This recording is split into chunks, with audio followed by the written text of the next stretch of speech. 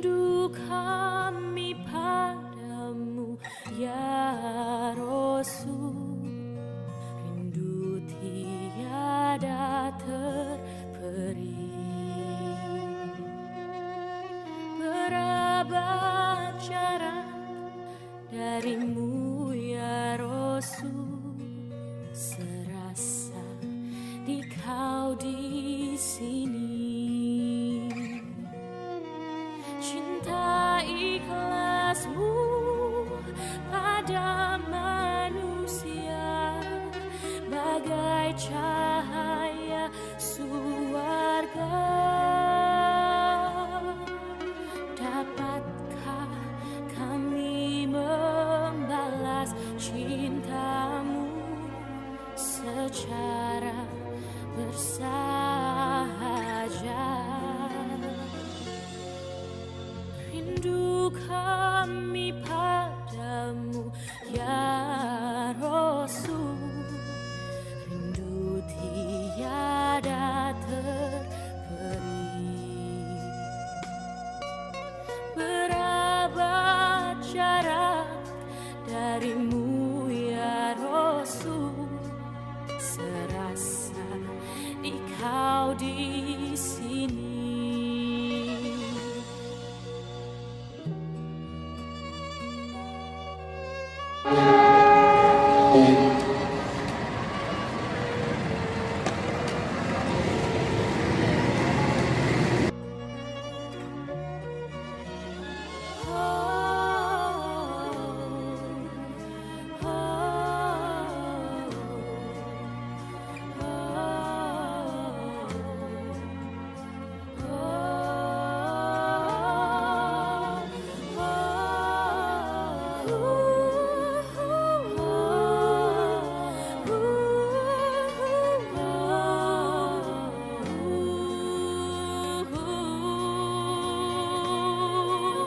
Cinta ikhlasmu pada manusia bagai cahaya surga.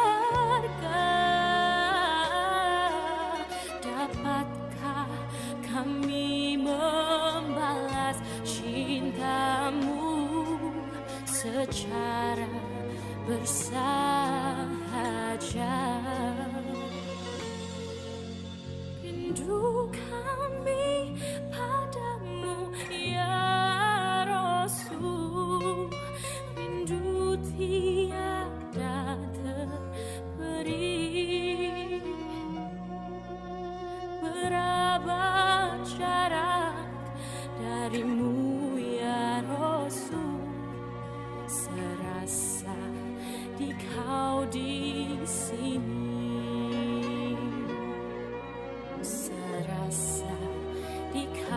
Alhamdulillahilladzi nahmaduhu wa nasta'inuhu wa nastaghfiruh wa na'udzu billahi min shururi anfusina wa min sayyiati a'malina. May yahdihillahu fala mudilla lahu wa may yudlil fala hadiya lahu. Asyhadu an la ilaha illallah wahdahu la syarika lahu wa asyhadu anna Muhammadan abduhu wa rasuluh alladzi la nabiyya ba'da amma ba'du. Qala Allah ta'ala fil Qur'anil Karim, a'udzu billahi minasyaitonir rajim.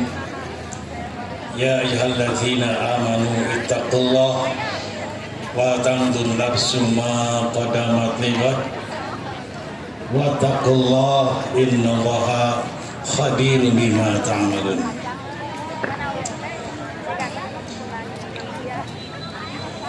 Hadirin dan hadirat jamaah jihad PP Persis yang dimuliakan oleh Allah Subhanahu wa taala.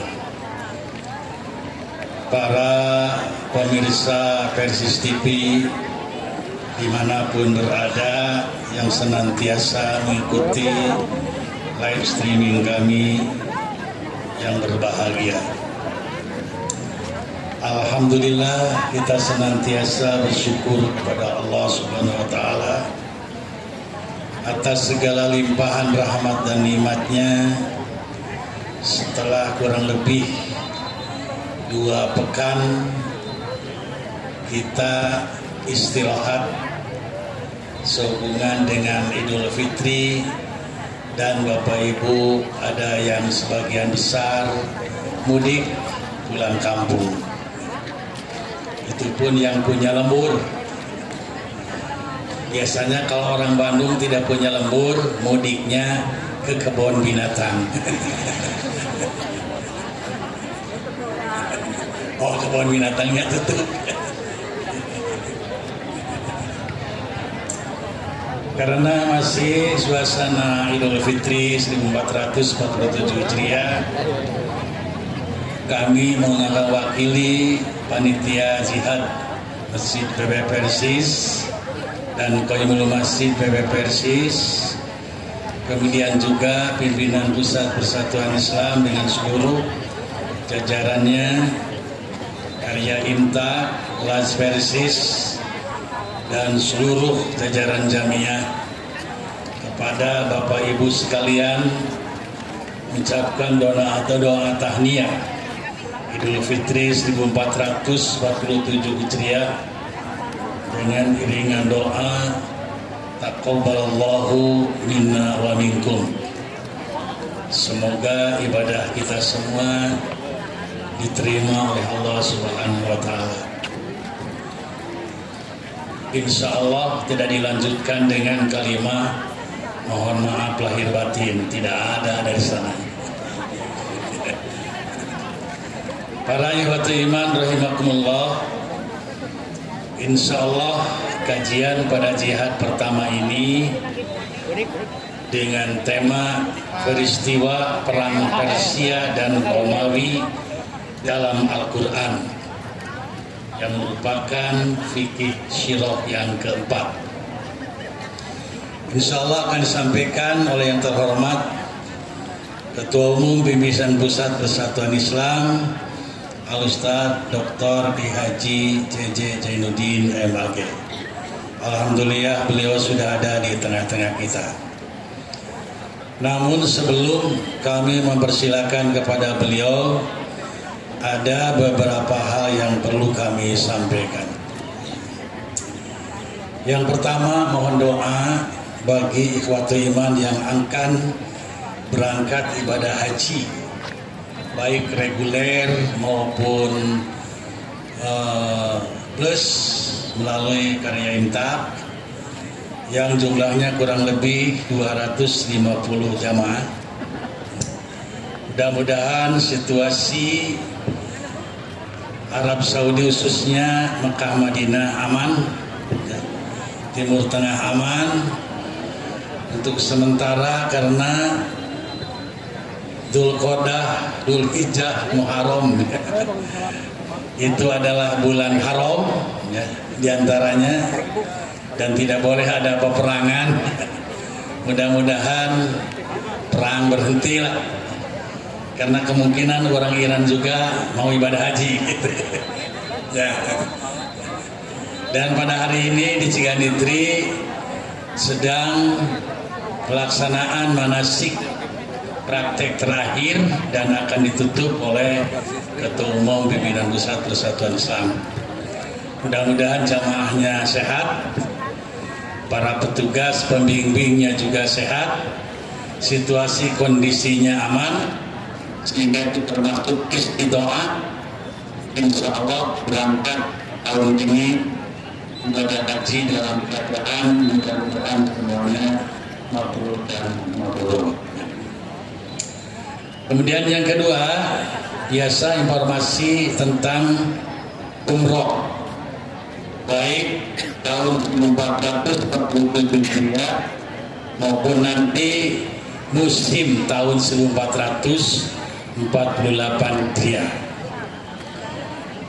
Untuk jadwal keberangkatan umroh dan haji khusus 1447 Hijriah, yaitu keberangkatan haji khusus kalau kita 23 hari, insya Allah berangkat tanggal 13 Mei 2026 jumlah jamaah 36 jamaah, dan pembimbingnya insya Allah Al-Ustaz Dr. Andes Kiai Haji Uus Muhammad Riyad. Kemudian ekspor Turki 11 hari tanggal 10 Mei 2026 ini bersama Ketua Umum Pimpinan Pusat Persatuan Islam Al-Ustaz Dr. Kiai Haji Zainuddin MAG. Jadwal pemberangkatan umroh musim baru 1448 Hijriah. Umroh 9 hari 30 Juni 2026 bersama perwakilan Kabupaten Bandung. Tanggal 4 Juli 2026 9 hari bersama Pesantren Persatuan Islam 27 Situ Aksa, pimpinan cabang Balai Kota Bandung. Kemudian umroh 9 hari tanggal 8 Juli 2026. Tanggal 15 Juli 2026 bersama perwakilan Kabupaten Bandung. 5 Agustus 2026 bersama perwakilan Kabupaten Garut. Kemudian 13 Agustus 2026, 12 September 2026 bersama perwakilan Kabupaten Tasikmalaya, 19 September 2026 bersama pimpinan Pusat Persatuan Islam Istri PP Persistri.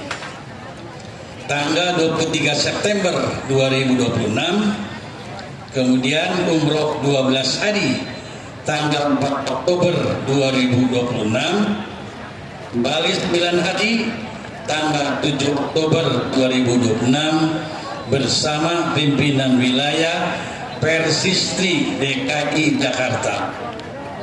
Dan tanggal 8 Oktober 2026 bersama perwakilan Kota Bandung, Garut, dan Purwakarta.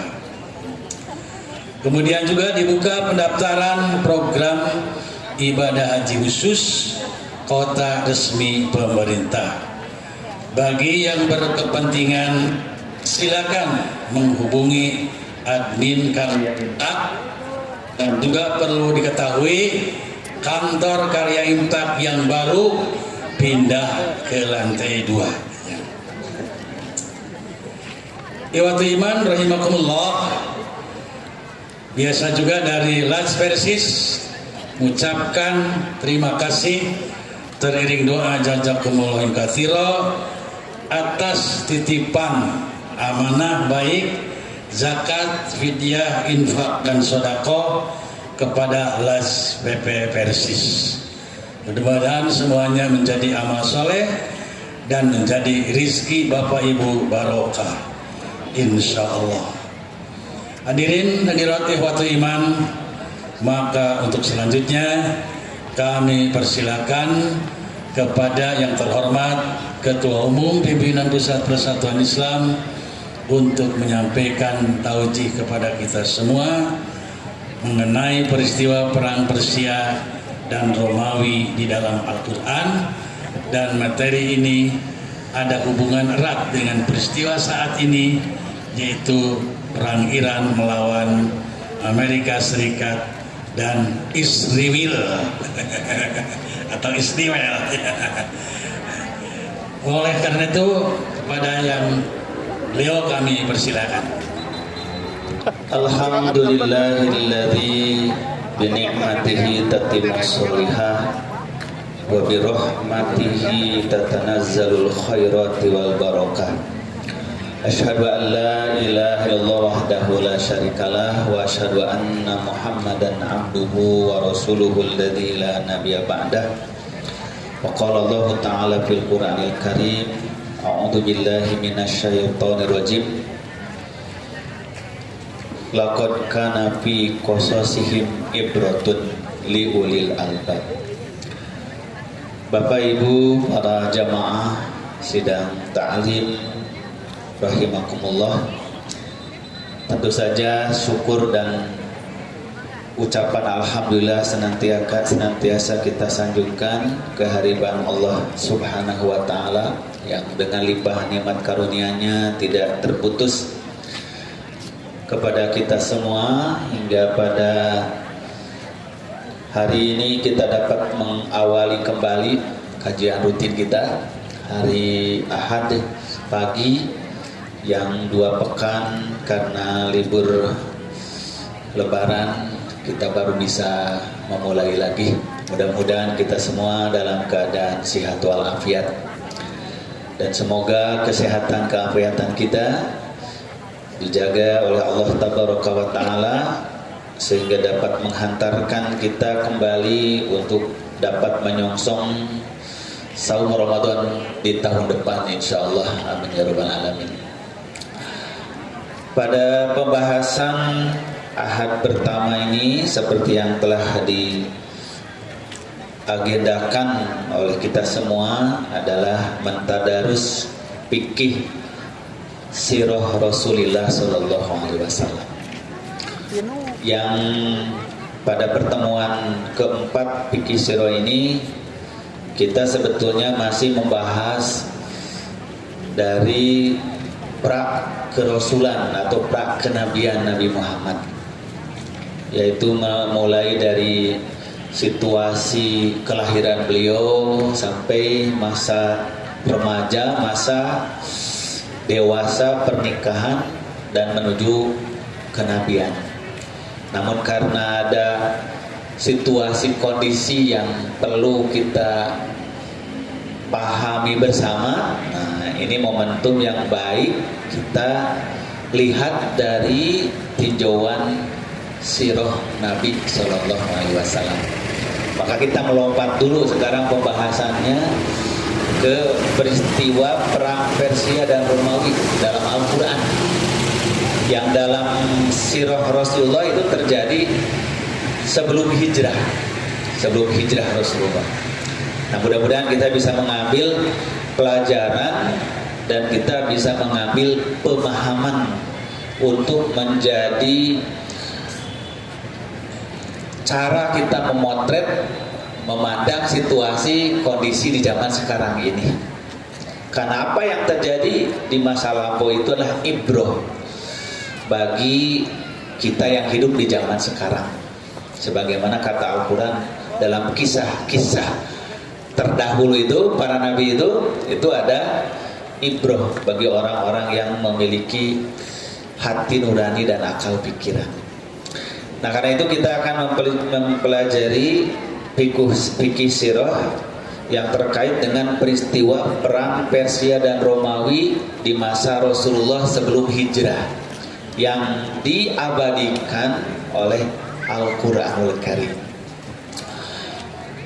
Ikhwata iman sekalian, nah pada abad ke-7 Masehi, kedua kekuatan besar di Timur Tengah adalah Kekaisaran Sasanid atau Persia dan Kekaisaran Bizantium Romawi Timur.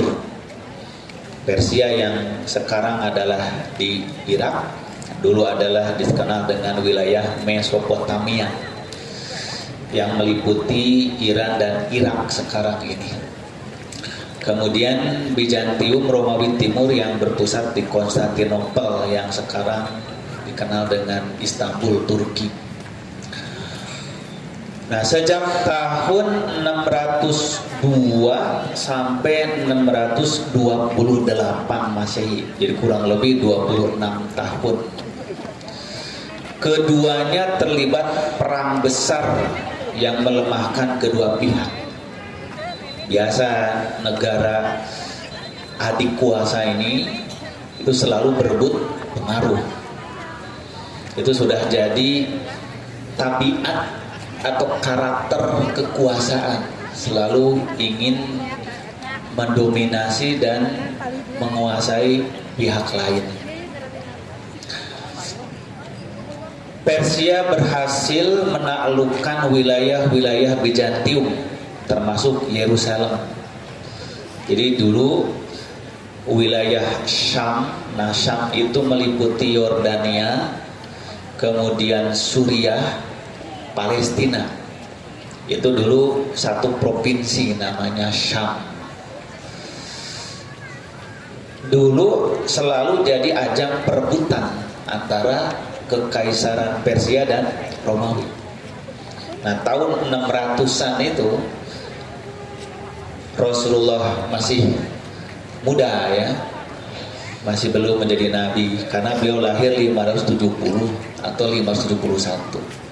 Nah, baru menjadi rasul tambah 40 ya, jadi tahun sekitar 611 nah beliau jadi rasul. Nah, kondisi Syam yang meliputi Yordania, Suriah, Libanon, dan Palestina itu di bawah jajahan Romawi. Kemudian direbut oleh Persia. Itu tahun 614 Masehi. Perang panjang ini melemahkan kedua imperium sehingga membuka ruang geopolitik baru di Jazirah Arab. Jadi itulah cara Allah menetapkan hukumnya. Sebelum bangkit kekuatan baru, nah kekuatan lama disuruh berantem supaya nanti mereka lemah, muncullah kekuatan baru. Nah, itulah salah satunya kenapa para sahabat Nabi dengan cepat bisa ekspansi menyebarkan dakwah Islam, mengalahkan dua kekaisaran besar di dunia. Karena sebelum Islam lahir mereka perang terus, sudah melemah. Ratusan ribu prajuritnya sudah banyak yang mati. Kemudian ratusan ribu persenjataan perangnya sudah rusak. Masyarakatnya pecah belah. Maka ketika datang gerakan dakwah Islam, berbondong-bondong mereka menerima Islam. Itulah yang menyebabkan dalam waktu cepat mereka menerima Islam. Nah, itu saling terkait. Nah, kurang lebih mungkin kondisi itu seperti sekarang sedang menuju ke sana.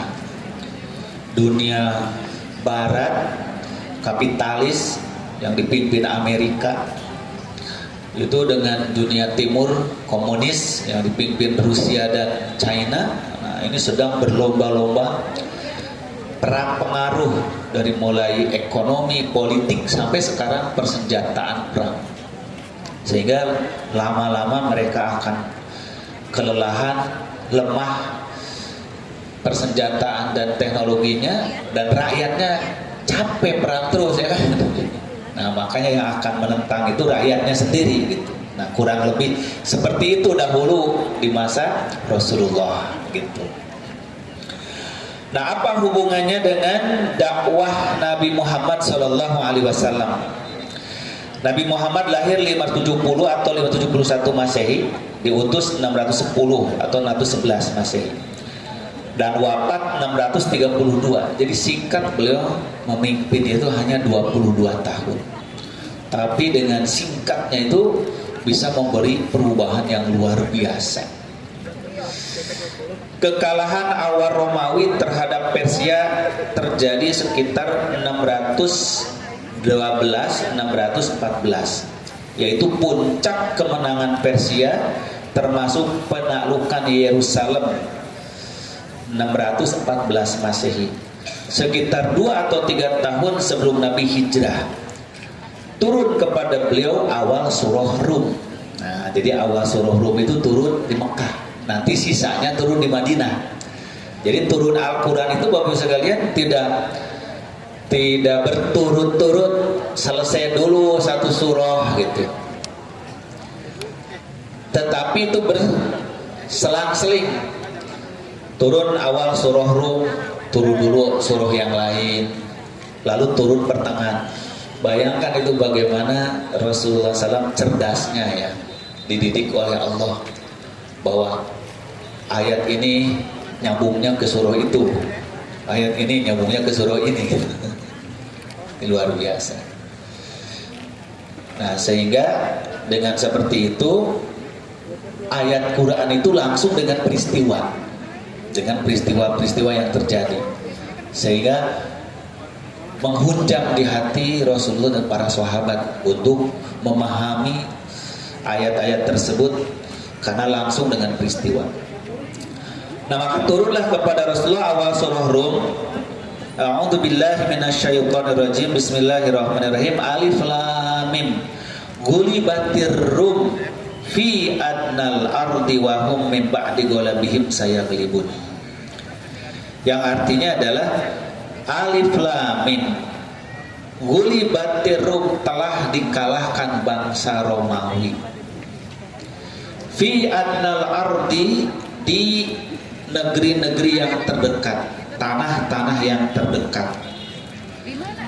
Wa hum min ba'di ghalabihim sayaglibun, dan mereka setelah dikalahkan akan mengalahkan, maksudnya akan menang.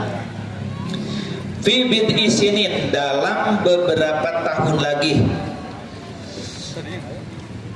Lillahil amru min qablu wa min ba'du, maka milik Allah lah segala urusan sebelumnya dan sesudahnya. Wa yauma idzi yafrahul mu'minun, maka pada hari kemenangan itu orang-orang mukmin akan bergembira. Binasrillahi, dengan pertolongan Allah, yang suruh mayyasha, yang Allah menolong, memberi kemenangan kepada siapa yang dikehendaki. Wa huwal azizur rahim, dialah yang maha perkasa lagi maha kasih sayang. Nah, jadi turunlah kepada Rasulullah 5 ayat surah Rum. Itu sekitar 2 atau 3 tahun sebelum hijrah, di mana kaum Persia yang menjadi simbol peradaban Majusi. Mereka adalah penyembah api, agamanya Zoroaster. Sedangkan Romawi itu simbol dari pengikut Nabi Isa alaihissalam, pengikut agama Nasrani. Ini 2 simbol. Maka kenapa kaum muslimin itu lebih berpihak condong kepada Romawi? Karena ada ikatan agama, sama-sama pengikut para nabi. Walaupun lebih dekat negaranya atau wilayahnya ke Persia. Jadi secara wilayah dekat ke Persia. Sedangkan Romawi jauh, dia di Bizantium, di Konstantinopel. Tapi secara akidah mereka terikat oleh keimanan yang sama kepada Nabi Isa alaihissalam. Nah, maka dalam peristiwa ini bos sekalian ada ibroh dan fikih sirah, fikih atau pemahaman dari sejarah. Pertama, bahwa Al-Quran mengandung ayat-ayat yang memberitakan masa depan sebagai bukti mukjizat nubuwah yang pasti terjadi. Nah, maka di antara ciri kemukjizatan Quran, di antaranya adalah prediksi-prediksi atau ramalan-ramalan masa depan yang pasti terjadi. Nah, ini tentu bukan ramalan-ramalan para paranormal gitu kan, tukang meramal, dukun. Tapi ini maksudnya adalah nubuwah. Nubuwah itu dari kalimat nabba'a yunabbi'u, naba'an, artinya berita yang disampaikan secara rahasia. Makanya sebut timbullah nabi. Nabiyun artinya orang yang mendapat berita secara rahasia dari wahyu. Maka disebut nubuwah, berita tentang masalah-masalah yang besar, bahkan masalah yang gaib, termasuk berita masa depan.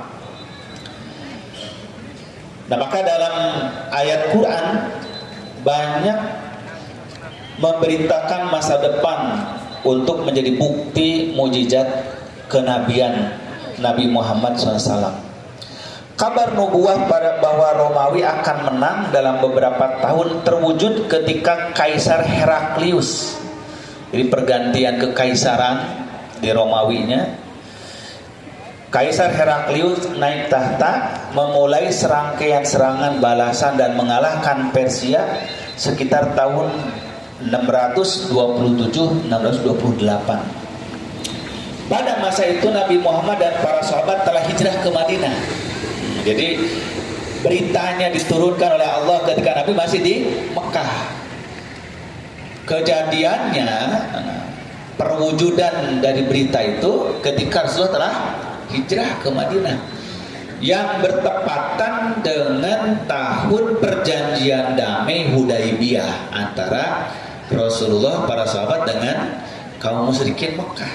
Nah, itu peristiwa perjanjian Hudaybiyah. Dan karena itulah maka Nabi Muhammad berkesempatan mengirimkan surat dakwah kepada Kaisar Heraklius. Jadi ini hubungannya antara Rasulullah mengirim surat dakwah ke Raja Heraklius dengan peristiwa perang Persia dan Romawi. Bangsa Romawi dipimpin Kaisar Heraklius, seorang kaisar yang adil, bijaksana. Beliau sangat taat memeluk agama Kristen. Maka beliau bersumpah kalau mengalahkan lagi Persia, ia akan berkunjung berziarah ke tanah suci Baitul Maqdis dan akan membersihkan lagi Baitul Maqdis dari sampah-sampah kotoran yang dibuat oleh tentara Persia, karena mereka sangat membenci agama Kristen. Sehingga rumah suci Baitul Maqdis, Masjidil Aqsa, itu mereka jadikan tempat markas bala tentara mereka, tempat mengabatkan kuda-kudanya, pembuangan kotoran, sampah. Nah, maka Kaisar Heraklius bersumpah kalau bisa mengalahkan Persia, maka akan direnovasi lagi itu Masjidil Aqsa, Baitul Maqdis, dibersihkan dari kotoran-kotoran yang dibuang oleh tentara-tentara Persia. Maka beliau dengan rombongannya, pada tahun 628 Masehi atau sekitar tahun ke-6 Hijrah, beliau datanglah ke Baitul Maqdis, ke kota Yerusalem yang dulu dipanggilnya adalah Ilia, kota Tuhan. Ilia itu Tuhan. Eli itu artinya ilahun, kota Ilia. Maka beliau mukim di Yerusalem beberapa lamanya. Maka kesempatan itu dimanfaatkan Rasulullah mengirim surat untuk masuk Islam. Nah, itulah maka dikenal surat dakwah Rasulullah. Dan surat dakwah Rasulullah itu dicatat oleh penulis hadis seperti Imam Bukhari di dalam kitab Sahih beliau. Jadi masih otentik, masih asli, itu masih bisa dibaca sekarang. Dan salinannya dari surat Rasul itu disimpan di kekaisaran Romawi dari generasi ke generasi dikasihkan. Maka sampai ketika kekaisaran Romawi itu diruntuhkan, direbut oleh Sultan Muhammad Al-Fatih pada tahun 1453 Masehi. Jadi 8 abad berikutnya, 800 tahun berikutnya ya, sejak masa Rasulullah. Maka surat dari Rasulullah itu disimpan di museum. Maka sampai sekarang masih tersimpan di Museum Istana Topkapı di Istanbul. Jadi setiap penjara masih bisa lihat itu naskah surat asli Rasulullah. Masya Allah. Nah, ini bukti sejarah. Maka para iman sekalian, Heraklius itu, nah seperti yang pernah saya jelaskan, ketika menerima surat itu karena nggak bisa bahasa Arab, minta diterjemahkan oleh orang yang mengerti bahasa Arab. Dan beliau langsung tertarik. Beliau langsung cenderung bahwa Nabi ini betul Nabi yang diutus oleh Allah untuk akhir zaman ini.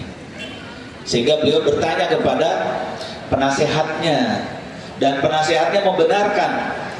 Saya telah mendapat wangsit, mimpi, kata penasehatnya, bahwa Nabi akhir zaman akan turun di Jazirah Arab. Barangkali dia itulah. Nah, makanya Heraklius akan memeluk Islam. Tapi ketika beliau mengumpulkan seluruh para pendeta yang ada di Syam, para uskup agung dari Suriah, dari Libanon, dari Palestina, semuanya menolak. Bahkan mereka lari dari ruang istana Heraklius itu, sehingga Heraklius sedih. Nah, maka akhirnya beliau tidak jadi memeluk Islam. Dan Heraklius menyuruh para pengawalnya tolong carikan pedagang-pedagang Arab yang sedang ada di wilayah Syam untuk saya bertanya langsung ke mereka tentang jati diri orang yang ngaku Nabi itu. Nah, maka ketemulah rombongan Abu Sufyan, pamannya Rasulullah. Yang Abu Sufyan waktu itu masih keras-kerasnya memusuhi Rasulullah, memimpin perang Badar, memimpin perang Uhud melawan Rasulullah.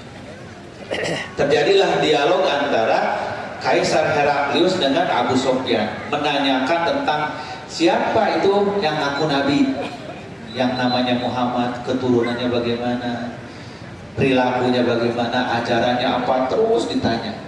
Akhirnya Heraklius berkesimpulan dia benar Nabi akhir zaman, tapi sayang para pengikutnya tidak mau. Maka demi menjaga keutuhan wilayahnya, menghindari pemberontakan, Heraklius menangguhkan menerima Islam. Sayang sekali gitu kan. Nah, kalau Raja Najasyi langsung beliau masuk Islam, menerima kenabian Nabi Muhammad dan mengutus satu kompi tentara untuk menyampaikan surat balasan kepada Rasulullah dan menyampaikan salam dari Raja Najasyi dari Ethiopia. Makanya ketika beliau wafat disolat jenazah oleh Rasulullah, itu Raja Najasyi. Nah, kalau Heraklius ini tidak jadi memeluk Islam, tapi beliau mengirim utusan membawa hadiah-hadiah yang banyak untuk Rasulullah. Termasuk beliau menghadiahkan 2 putri, itulah Putri Shirin dan Maria Al-Qibtiyah yang dinikahi oleh Rasulullah SAW. Nah, zaman dahulu para raja, para sultan, para penguasa itu biasa memberi hadiah itu wanita kan, itu gadis, putri, itu tradisi zaman itu.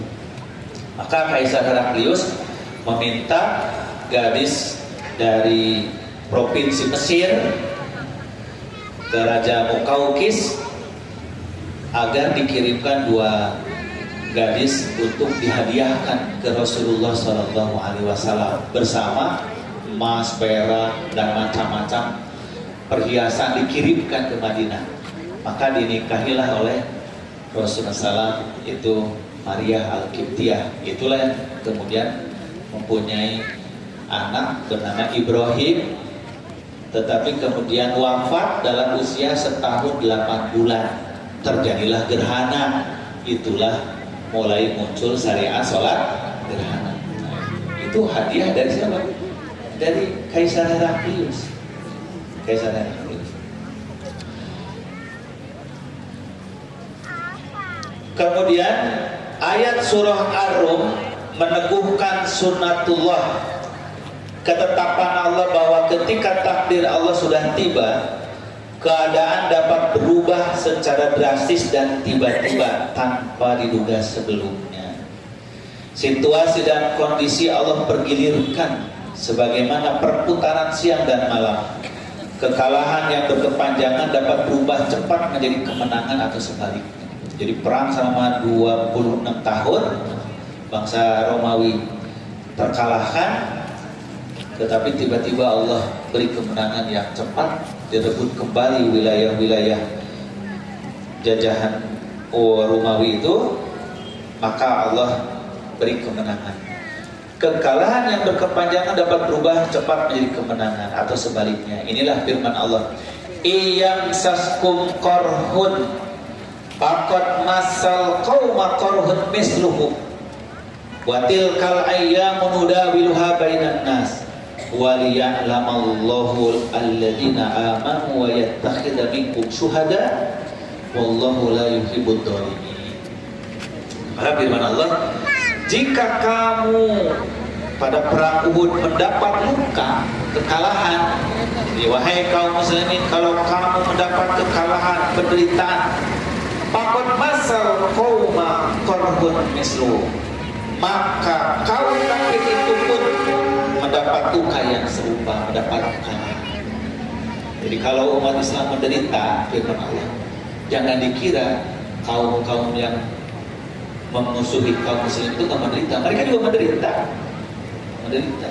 Cuma dengan penderitaan yang berbeda atau dengan penderitaan yang sama. Mungkin mereka sekarang mengalahkan kaum muslimin, tapi firman Allah, suatu saat mereka yang akan dikalahkan. Itu juga sunatullah. Wa tilkal ayyamu nudawiluha bainan nas. Dan hari-hari itu kami pergilirkan di antara manusia. Untuk apa firman Allah? Wa liya'lamallahu alladziina aamanu wa yattakhidha minkum syuhada. Agar Allah membuktikan siapa yang benar-benar beriman dan siapa orang yang mati syahid. Jadi dengan peristiwa-peristiwa itu Allah memberikan ujian siapa yang sebenarnya beriman dan siapa yang tidak beriman dan siapa yang mereka dapat karunia mati syahid. Wallahu la yuhibbud dzalimin. Nah, ini pelajaran yang kedua. Jadi dalam tiap peristiwa kepada kaum muslimin, maka firman Allah, jangan kamu bersedih, mereka juga akan menderita seperti yang kamu alami. Karena itulah sunatullah waktu bergilir. Maka timbullah istilah watil kal ayyamu nudawiluha bainan nas. Nah, maka dari ayat ini para ilmuwan muslim seperti Ibnu Khaldun dalam kitab sejarah beliau yang terkenal Muqaddimah Ibnu Khaldun, Muqaddimah Tarikh, beliau memberi kesimpulan bahwa dalam setiap 7 abad, kan ayam itu seminggu 7 hari. Nah, kalau ke umur dunia bukan 7 hari, tapi 7 abad. Maka dalam tiap putaran 7 abad itu dunia itu akan terjadi gejolak, perubahan besar tatanan dunia. Itu disebut dengan teori siklus peradaban. Ibnu Khaldun itu. Jadi teori siklus peradaban akan berputar peradaban itu 7 abad, 700 tahun. Itu terjadi perubahan besar. Jadi sekarang kejayaan China, kejayaan Rusia, Eropa dan Amerika itu tidak tiba-tiba, itu berproses ratusan tahun sampai kemudian sampai puncaknya nanti akan mengalami masa penurunan. Nah, beliau menggambarkan peradaban dunia itu seperti usia manusia. Ada masa kelahiran, masa kanak-kanak, masa dewasa, timbul kepada kesempurnaan kekuatan, lalu mengalami masa penurunan. Nah, itu sudah sunatullah. Nah, menurut beliau itu rata-rata itu sesuai dengan firman Allah, wa tilkal ayyam, hari-hari. Jadi abad-abad kami girirkan itu. Maka sekarang ini kita berada di abad ke-21. Jadi kalau dihitung umpamanya sebelum kelahiran Nabi Muhammad, itu sebelum kelahiran Nabi Isa, 7 abad sebelum kelahiran Nabi Isa itu atau 7 abad sebelum Masehi, itu adalah abad kejayaan filsafat peradaban, filsafat Yunani, filsafat Persia, filsafat India, China. Itu zaman 7 abad sebelum Masehi. Kemudian peradaban itu runtuh seperti peradaban Babilonia, Persia kuno, kemudian Yunani kuno. Bangkitlah peradaban Kristiani, peradaban Kristen, lahir Nabi Isa alaihissalam. Maka bangkit kekuatan Romawi baru, Persia. Nah, itu di masa 7 abad setelah lahir Nabi Isa. Setelah abad ke-7 lahirlah Nabi Muhammad. Itu pada awal abad ke-7. Beliau diangkat jadi Rasul 610. Nah, itu kan awal abad ke-7 Masehi. Awal dengan cepat dalam sejarah ini peradaban yang paling cepat itu peradaban Islam. Bagaimana dalam tempo 30 tahun setelah wafat Rasulullah itu Khulafaur Rasyidin telah berhasil merubah peta global peta peradaban dunia. Persia runtuh, Romawi runtuh, Islam yang bangkit. Nah, maka terus sampai abad ke-7 Hijriah, dari mulai Khalifah Rasyidin, Abu Bakar, Umar, Utsman, Ali, kemudian Khalifah Bani Umayyah, kemudian Khalifah Bani Abbasiyah. Nah, kemudian Khalifah Bani Abbasiyah abad ke-7 Hijriah atau abad ke-14 Masehi, abad ke yang sekitar abad ke-13 Masehi itu dihancurkan oleh Mongol. Runtuhlah kejayaan Islam itu di Baghdad pada tahun 628 Masehi. Pada tahun 1258 Masehi atau tahun 656 Hijrah, itu pas abad ke-7. Itu tuh abad Masehi. Runtuhan. Nah, namun kehebatan peradaban Islam ini setelah Baghdad runtuh diambil alih kejayaannya oleh Turki. Dari mulai Turki Saljuk dari abad ke-7 sampai abad ke-15 itu oleh Saljuk. Dari Turki Saljuk pindah ke Turki Utsmani, itu di bawah Muhammad, penaklukan Muhammad Al-Fatih kepada Turki Utsmani sampai abad ke-20. Masya Allah, ini kejayaan Islam. Jadi peradaban Islam itu tidak pernah benar-benar runtuh, dia berkembang terus, hanya mengalami penurunan saja. Nah, maka abad ke-15 bangkitlah peradaban Eropa dan Amerika, Rusia, bangkitlah. Mulailah mereka menjadi penjajah ke negeri muslim, kaum muslimin yang jatuh. Itu sunatullah. Maka dari abad ke-15 sampai abad ke-21 ini kaum muslimin sedang berada di bawah, sedang berada di dalam penindasan dan tekanan peradaban Barat dan Timur. Nah, maka abad ke-21 ini menurut teori Ibnu Khaldun itu adalah abad perebutan dominasi. Ini siapa nanti yang akan menguasai peradaban dunia ini? Maka para ahli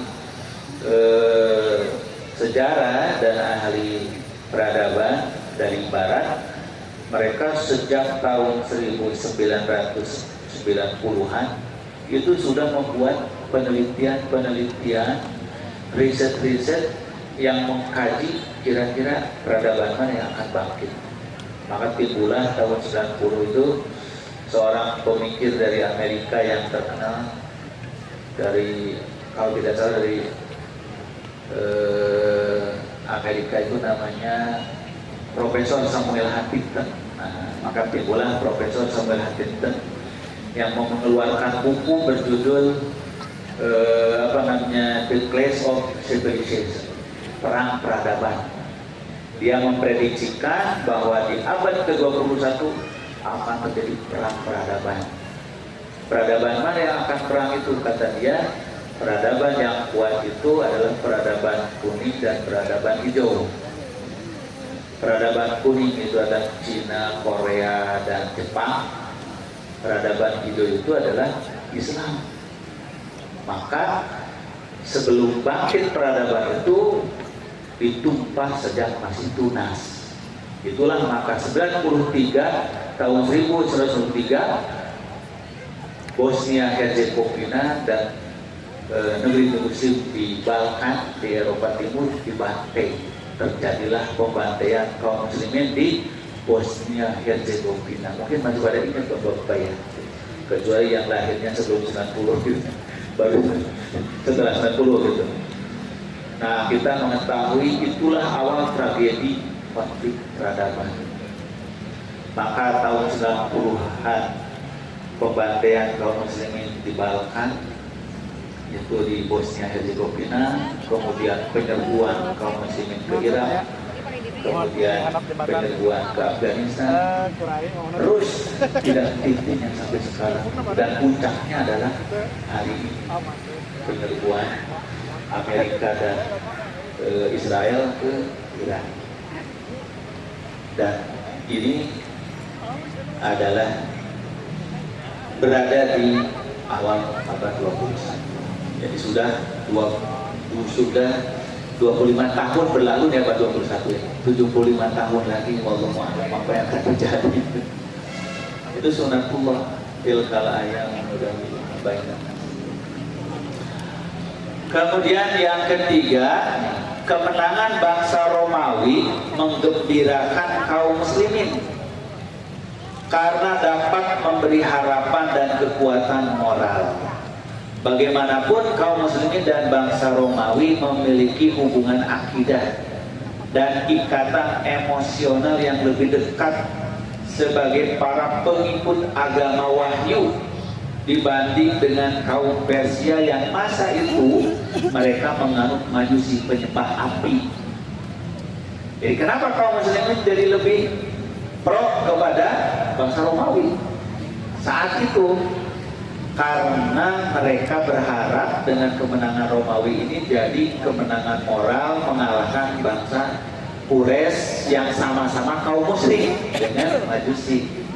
Nah, jadi itu namanya identifikasi diri, penyamaan. Walaupun Romawi itu memeluk Kristennya sudah sangat menyimpang, sangat jauh karena sudah merubah ajaran kitab suci Nabi Isa alaihissalam dari tauhid telah menjadi musyrik.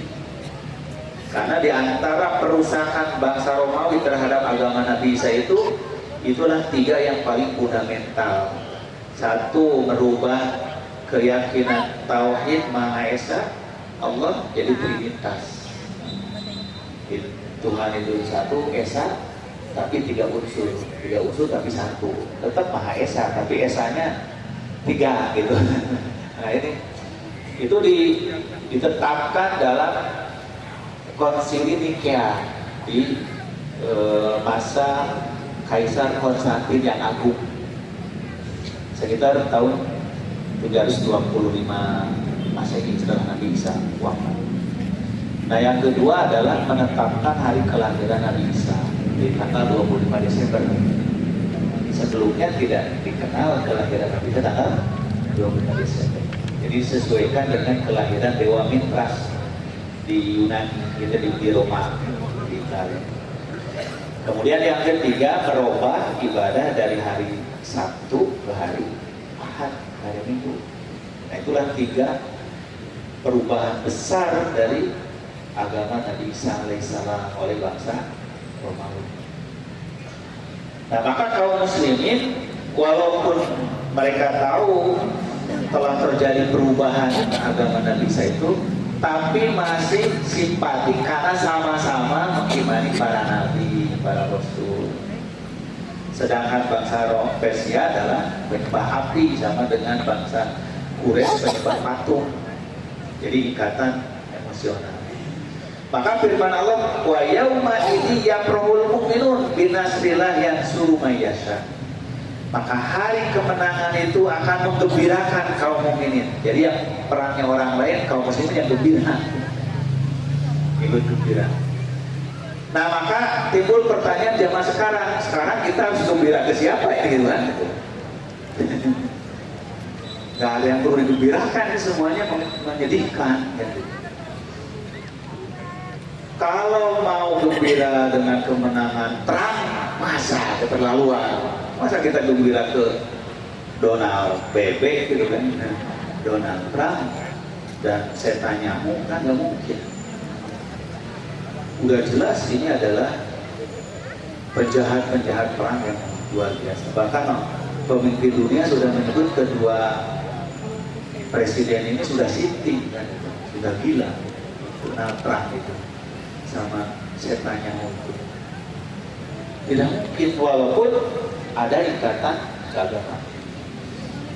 Tetapi dengan Persia sekarang sudah berubah, mereka Muslim, tapi Muslimnya Syiah.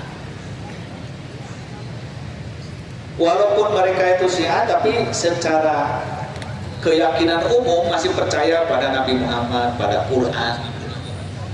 Tapi mau ikut gembira juga ragu-ragu, sebab banyak sekali juga penderitaan negeri-negeri Sunni oleh Iran ini. Seperti 50 tahun lebih umpamanya kan Suriah itu kan dipimpin oleh rejim ekstrim Syiah Bashar al-Assad, sehingga ratusan ribu kaum muslimin, para ulama juga dibantai itu oleh Suriah itu dengan dukungan Iran. Ini dilematisnya zaman sekarang ini. Begitu pula umpamanya Libanon, Yaman itu di backup oleh Iran untuk memerangi kaum muslimin Sunni. Ini yang membedakan peta perang Persia Romawi dulu di zaman Rasulullah dengan peta perang Romawi sekarang. Ditambah ada hadis Nabi yang sahih bahwa nanti Dajjal itu akan diikuti didukung 70.000 bala tentara dari Yahudi Isfahan. Isfahan itu salah satu provinsi yang ada di Iran, yang merupakan provinsi tempat mukimnya kaum Yahudi asli itu di Iran, itu di Isfahan itu. Nah, maka terjadilah perdebatan di kalangan para ilmuwan dan para ulama. Jadi dalam kondisi seperti ini, kaum muslim ini kalau mengacu ke sejarah, ini harus berpihak ke siapa?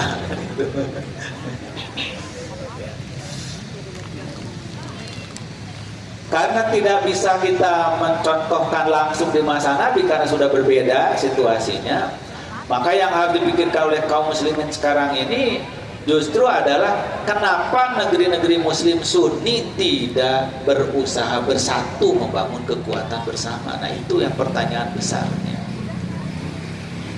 Kenapa negeri-negeri muslim Sunni di Timur Tengah, di Teluk itu yang meliputi Suriah, Libanon, Yordan, Qatar, Kuwait, Uni Emirat, Bahrain, dan itu.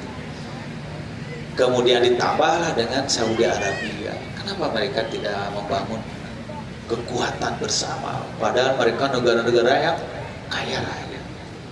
Mereka malah menyediakan negara mereka jadi pangkalan militer Amerika. Nah, itu. Jadi ini problemnya itu bukan dari luar tapi dari dalam. Para pemimpin muslim yang tidak mau bersatu. Akhirnya mereka juga sekarang jadi kesulitan untuk bertindak. Mau mendukung Amerika ikut memerangi Iran, tidak mungkin juga. Mereka dekat ke Iran, bisa dibom satu-satu gitu. Di rudal balistik satu-satu hancur semua itu negara-negara itu. Diam juga mereka salah karena pangkalan-pangkalan militer Amerika ada di wilayah mereka. Jadi inilah maka para ahli juga bingung memprediksinya ke depan bagaimana ini. Nah, ketika ilmu manusia sudah tidak bisa memprediksi, merumuskan, itulah biasanya Allah yang menetapkan keputusannya, baru manusia menyadari. Tapi tentu saja Bapak sekalian, secara dasar ya kemanusiaan, ditimbang dari sudut apapun jelas ini yang jahat, yang zalim, yang salah itu adalah Amerika dan Israel. Itu sudah pasti. Hanya masalahnya maksudnya keberpihakan kaum muslimin. Kalau dari segi kesalahan, kezaliman, kejahatan sudah jelas yang salah ini adalah Amerika dan Israel. Itulah mereka biang keladi kejahatan dunia, itu sudah pasti. Maka tidak mungkin.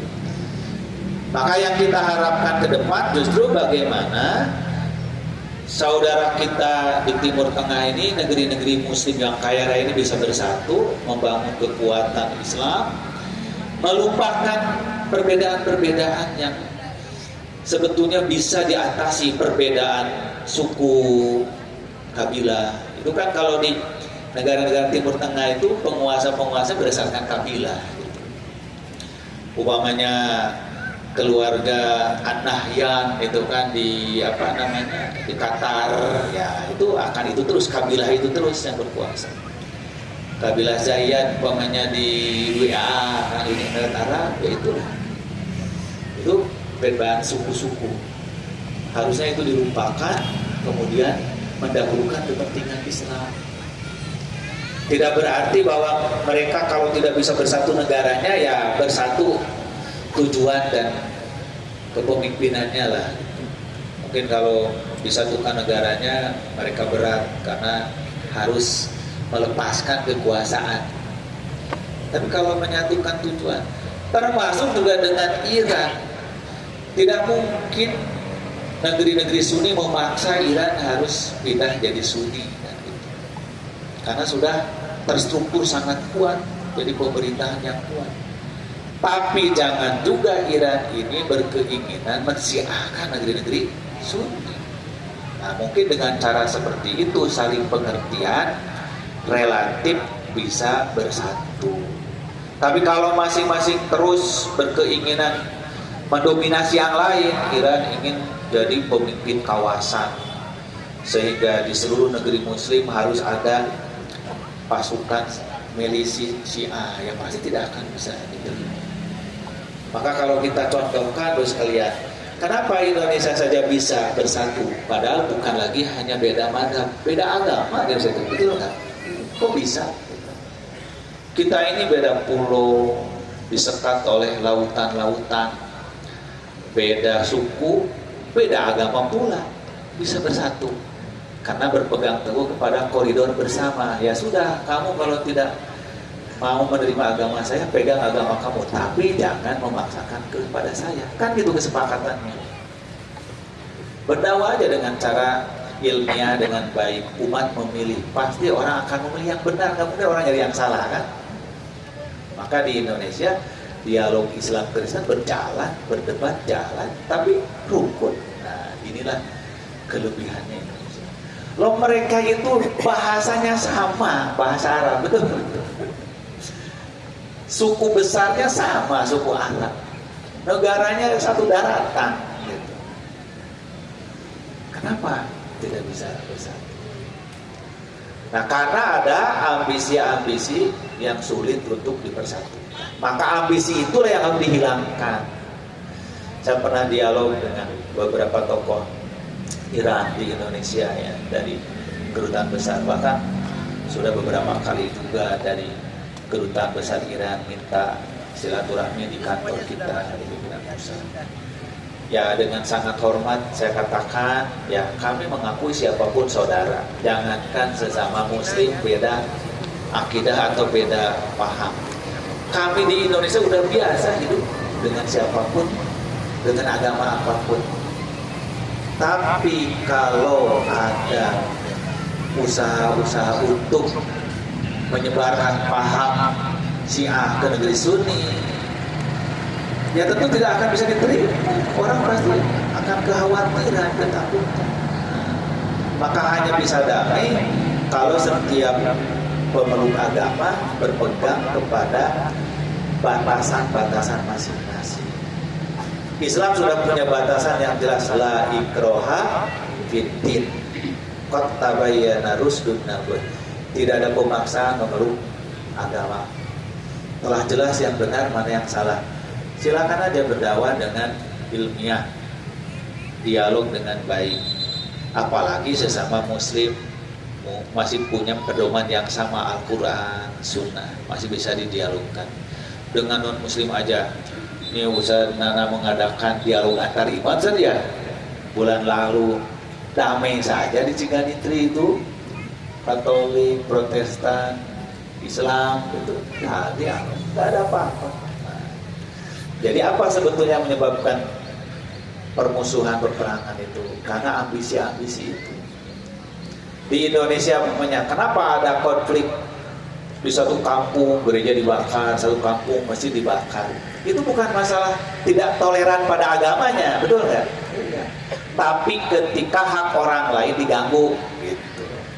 Umpamanya di tempat kaum muslimin tiba-tiba ada kebaktian, tiba-tiba bangun gereja menyebarkan dakwah agama non-Islam ke Islam. Itu yang bikin ribut. Bukan masalah kamu memeluk agama apa, saya memeluk agama apa, bukan itu. Islam sudah punya lakum dinukum waliyadin, sudah jelas. Nah, maka dalam dunia internasional juga begitu. Kalau tidak berpegang kepada batasan hak masing-masing, susah untuk bersatu. Sekarang negeri-negeri muslim, sesama muslim sudah punya batasan masing-masing, wilayahnya, konstitusinya, sistem pemerintahannya, itu jangan diganggu. Bersatulah untuk tujuan bersama, menegakkan dakwah Islamiyah untuk tegaknya peradaban Islam seperti dulu. Nah, itu yang harus dibangun. Perbedaan-perbedaan lokalnya jangan terus diungkit. Nah, nampaknya ini yang belum berhasil para jamaah sekalian, menyatukan kesepakatan umat Islam seluruh dunia untuk membangun peradaban Islam yang rahmatan lil alamin sebagai tanggung jawab bersama. Adapun perbedaan-perbedaan madzhab silakan di negeri masing-masing gitu. Ini belum. Kenapa kita tidak bisa mencontoh Kristen umpamanya? Kristen terbagi dua besar, Katolik dan Protestan. Tapi kalau untuk keluar mereka bersatu kan? Begitu. Di Kristen saja, Protestan ada ratusan madhab. Di Katolik ada ratusan madhab. Tapi kalau giliran yang bersifat bersama mereka bersatu. Kenapa kaum muslimin tidak bisa meniru itu? Ini Bapak Ibu sekalian pelajaran yang berharga sebetulnya dari peristiwa yang sedang berjalan. Yang keempat, bahwa dakwah Islamiyah sejak masa Nabi Muhammad sangat terkait dan saling berhubungan dengan situasi global. Situasi politik dan ekonomi dunia berdampak kepada gerakan dakwah di negeri muslim. Nah, jadi sekarang ini tidak bisa lagi kita Indonesia hanya mikirin Indonesia, Jawa Barat hanya mikirin Jawa Barat, Bandung hanya mikirin Bandung. Tidak bisa. Dakwah itu saling terkait. Ketika terjadi perang di Timur Tengah, BBM langka juga ke Indonesia kan gitu.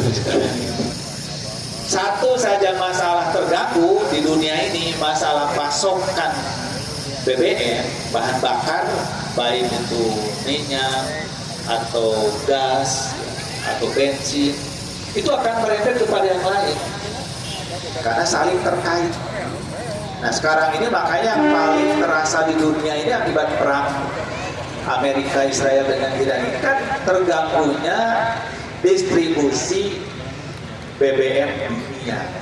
Beberapa negara sekarang sudah menyatakan krisis BBM. Filipina sudah menyatakan krisis sehingga mereka punya kendaraan nganggur di garasi masing-masing. India sudah krisis, Pakistan sudah krisis, Indonesia sedang deg-degan. Tapi Bapak sekalian, semua umat itu harus disadarkan suatu saat mau atau tidak mau, suka atau tidak suka, rela atau terpaksa pasti terjadi. Karena namanya bahan bakar itu ada habisnya, pasti ada habisnya. Maka kalau para pemimpin dunia yang rasional, ini perang ini sedang memperebutkan bahan bakar, dominasi, karena Iran termasuk penyuplai bahan bakar terbesar ketiga di dunia. Maka sedang berebut, karena mereka memprediksikan sekian puluh tahun ke depan bahan bakar ini akan habis. Siapa yang masih punya cadangan besar, nah itu harus dikuasai. Maka Amerika menyerang Venezuela, kemudian akan merebut Greenland, sekarang menyerang Iran. Itu motivasinya pasti ini perebutan bahan bakar dunia. Tapi kalau kaum Zionisnya, pengikut sekte-sekte ekstrimnya, berpikirnya lain lagi. Ini ingin segera turunnya Mesias yang dijanjikan, ingin segera turun Imam Mahdi. Karena ada sekte sesat di kalangan Yahudi dan Kristen ini, aliran evangelis apa yang terbaru itu punya keyakinan Tuhan itu harus dipaksa segera menurunkan Mesias. Jadi harus perang supaya Tuhan dipaksa segera menurunkan Imam Mahdinya, kalau bahasa orang Indonesia, orang Islam. Jadi keyakinan akan turun Ratu Adil dunia itu semuanya sama, cuma beda versinya. Nah, aliran ekstremis di Amerika punya keyakinan ini sapi kuning emasnya udah keluar ini. Di Texas ini di peternakan sapi itu mereka merekayasa genetik supaya mengeluarkan sapi yang benar-benar kayak emas murni gitu. Untuk kembali lagi ke masa Samiri, itu sebagai janji Tuhan untuk mengembalikan kejayaan Israel. Harus nunggu datang dulu tuh sapi emas itu. Sekarang sudah berhasil diciptakan sapi emas. Makanya tinggal turun orang sucinya, itu Mesiasnya gitu. Jadi perperangan ini rumit gitu. Yang satu melihat di aspek ini, maka ada yang mengatakan ini gak ada urusan dengan agama. Ini hanya masalah minyak, masalah ekonomi. Betul, kalau yang pikirannya kayak si Trump gitu kan, yang pikirannya hanya dunia, dia nggak percaya gitu-gitu. Tapi kalau dilihat dari kaum ekstremis Yahudi, ekstremis Kristen, mereka berkeyakinan harus menciptakan perang Armageddon, Malhamah Kubro. Perang akhir zaman harus diciptakan supaya segera turun Ratu Adil, Mesias. Nah, kalau di kalangan sekte-sekte Islam supaya cepat datang itu Imam Mahdi Al-Muntador itu kan di Syiah gitu. Ini jadi semua orang melihat dari sudut yang berbeda-beda. Nah, maka kebenaran hanya datang dari Allah nanti seperti apa yang akan terjadi. Nah, yang terakhir Bapak Ibu sekalian, maka penting untuk membangun kemandirian umat Islam dalam segala bidang, mengurangi ketergantungan kepada bangsa lain. Maka dunia sekarang harus mulai berpikir tidak lagi tergantung kepada minyak bumi, tidak lagi kepada bensin, kepada solar. Harus berpikir bagaimana mendaya gunakan energi alam yang ramah lingkungan, tidak rusak. Maka kalau diramalkan dalam hadis Nabi, nanti manusia akhir zaman akan berperang dengan pedang lagi, akan jalan kaki lagi, naik kuda lagi. Memang betul, sekarang itu terasa itu. Bakal ngajar umroh, BKP kendaraan tidak ada bensin yang dikumakan. Nah, itu seperti itu. Nanti bom nggak bisa ditembakkan, tidak ada bensinan gitu. Senjata nggak bisa ditembakkan dan nggak ada bensinnya, semua itu harus pakai bensin. Nah, jadi justru peristiwa-peristiwa ini semakin mendekatkan kepada apa yang telah disebutkan dalam Al-Quran dan hadis Nabi tentang akhir zaman. Maka kesimpulan para ahli memang sekarang sudah benar-benar dekat ke akhir zaman itu kan, itu memang betul. Nah, tinggal bagaimana manusia makin beriman.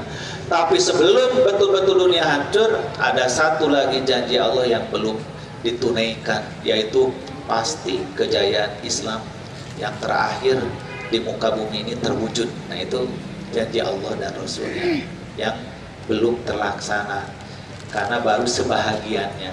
Liyudhhirahu 'ala dini kullihi walau karihal musyrikun. Itu belum sempurna semuanya.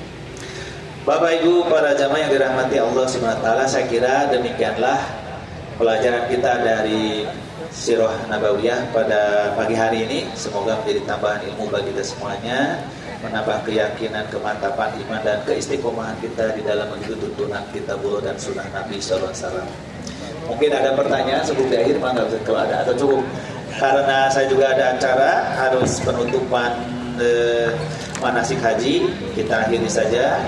Akhirul kalam, Rabbana atina fid dunya hasanah wa fil akhirati hasanah wa qina adzabannar.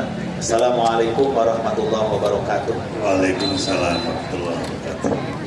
Terima kasih kepada Ustaz yang telah berkenan menyampaikan tausiah kepada kita semua, dan mudah-mudahan kita semua selalu ada di dalam ridho dan rahmat Allah Subhanahu wa taala.